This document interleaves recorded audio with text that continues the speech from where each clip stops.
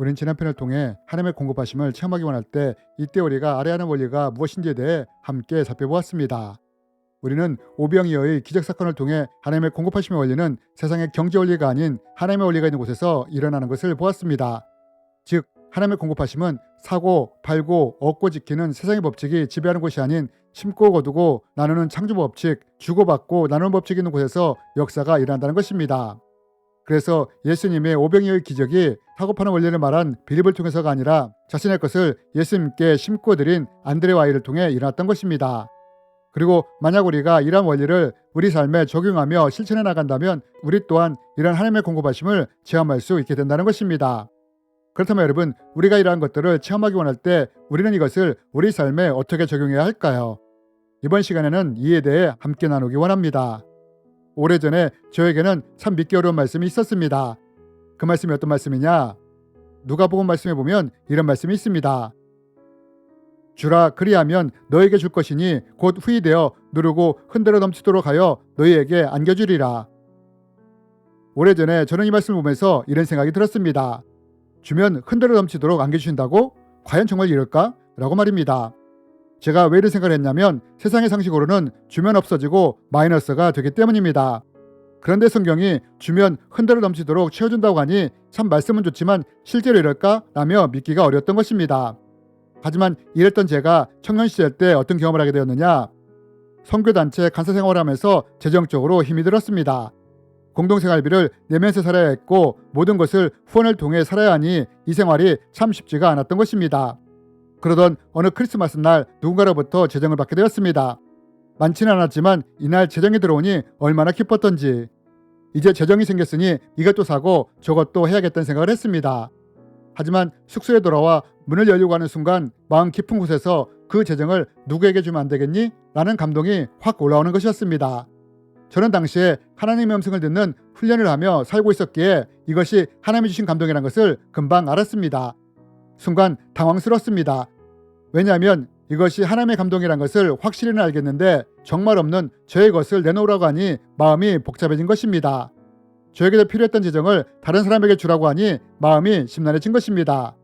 그러나 이것이 하나님이 주신 감동인 것을 알았기에 저는 그 사람에게 재정을 흘려보냈습니다. 그런데 다음 날 어떤 것을 경험하게 되었느냐? 기대치도 못한 방법을 통해 재정의 통로가 열리게 되었고 간사 생활을 마칠 때까지 필요한 재정을 후원받을 수 있었습니다. 저는 이런 경험을 통해 누가복음의 말씀이 실제 제 삶에서 일어나는 것을 보게 되었습니다. 그러면서 그동안 이해가 되지 않았던 사라밧 과부 이야기도 이해가 되었습니다. 여러분, 열왕기상 17장에 보면 엘리야가 사라밧에 살고 있던 한 과부에게 떡을 달라고 하지 않습니까? 여러분, 엘리야가 이 과부에게 먹을 것을 달라고 했는데 이때 과부의 상황이 어땠습니까? 과부가 자기에게는 자식과 먹고 죽을 밀가루 한 덩이밖에 없다고 말을 하지 않습니까? 과부의 상황이 최악이었던 것입니다. 그런데 엘리야가 이런 과부에게 마지막 남은 것을 달라고 한 것입니다. 저는 이게 이해가 되지 않았습니다. 당시 사라밧에는 염색공업이 발달하여 거기에는 분명 부유한 장로들도 있었을 텐데 엘리야가 없어도 정말 없는 과부를 찾아와 마지막 것을 달라고 한 것을 말입니다. 그러나 여러분, 과부가 엘리야의 말을 듣고 순종하며 자신의 것을 엘리야에게 주고 심었을 때 어떤 일을 경험하게 됩니까? 통의 가루와 병의 기름이 없어지지 않는 것을 경험하게 되지 않았습니까? 여러분, 과부는 자신이 가진 것을 엘리야에게 주었을 때 이로 인해 흔들어 넘치도록 자신의 필요가 채워지는 것을 경험하게 된 것입니다. 여러분, 우리는 생각합니다. 주고 나누면 없어지고 마이너스가 된다고요. 그러나 성경은 말합니다. 주면 흔들어 넘치도록 채워주겠다고 말입니다. 여러분, 이것이 바로 세상과 다른 하나님의 원리인 것입니다. 세상의 법칙은 주고 나누면 부족하게 되므로 얻은 것을 움켜쥐며 지키고자 하는 것입니다.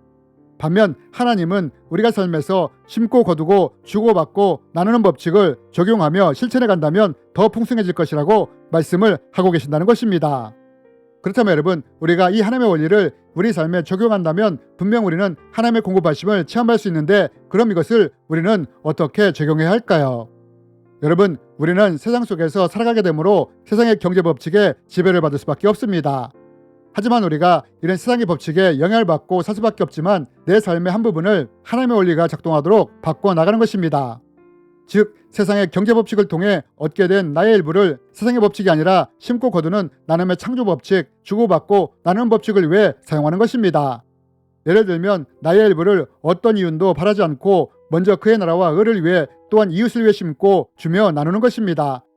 어쩌면 이것은 가난한 사람들을 돕는 구제의 모습으로 나타날 수도 있고 선교와 복음전도를 돕는 일로 나타날 수도 있고 부족한 누군가의 옷을 위해 음식을 위해 사용될 수도 있을 것입니다. 한 아이에 보리떡 5개와 물고기 2마리가 이렇게 이웃을 위해 드려졌을 때 이것을 통해 역사가 일어나지 않았습니까? 사르밧 과부가 자기가 가진 것을 기꺼이 나누었을 때 이것을 통해 하나님의 공급하심이 일어나지 않았습니까? 우리가 이렇게 우리의 삶에 하나님의 원리를 적용해 나갈 때 하나님의 공급하심과 풍성에 주어지는 것을 경험할 수 있게 되는 것입니다. 어쩌면 우리 수익의 100분의 1부터 이렇게 사용되게 할 수 있을 것입니다. 단 이렇게 할 때 주의할 것은 우리가 가진 것을 누군가에게 심고 주고 나눌 때 절대로 오른손이 하는 일을 왼손이 알게 하면 안 된다는 것입니다. 왜냐하면 자기를 드러내면서 심고 주고 나눌 때 이미 이럴 때는 이로 인해 상급을 다 받았기 때문입니다. 그러나 우리가 하나님의 원리를 왼손이 모르게 실천해 나간다면 은밀히 보시는 하나님이 이 모든 것을 다 갚아주시는 것입니다. 이럴 때 하나님이 이 통로를 통해 필요를 공급하시며 흔들어 넘치도록 채워주시는 것입니다. 여러분, 세상의 대부분의 사람들은 경제 법칙 속에서 살아갑니다. 그리고 이 세상의 법칙 속에서 자신의 필요한 것에 대해 공급을 받습니다. 그러나 만약 우리가 하나님을 믿는 크리스찬이라면 이 시간을 통해 우리의 공급이 세상의 법칙을 통해 올 수도 있지만 또한 하나님의 공급하심을 통해서도 채워질 수 있다는 것을 꼭 기억했으면 좋겠습니다. 그리고 하나님의 원리인 심고 거두고 나누는 창조 법칙, 주고받고 나누는 법칙이 있는 곳에서 일어난다는 것을 기억했으면 좋겠습니다. 가난한 자를 불쌍히 여기는 것은 여호와께 구워드리는 것이니 그의 선행을 그에게 갚아주시리라. 주라, 그리하면 너에게 줄 것이니 곧 후이되어 누르고 흔들어 넘치도록 하여 너희에게 안겨주리라. 여러분, 이것을 꼭 기억했으면 좋겠습니다. 사람은 자기가 한 말을 지키지 못할 수도 있습니다. 그러나 하나님은 말씀하신 것을 꼭 이루신다는 것을 기억했으면 좋겠습니다.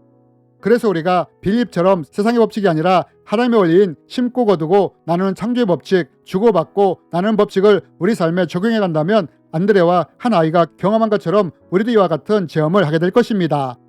주님의 이름으로 여러분을 축복합니다.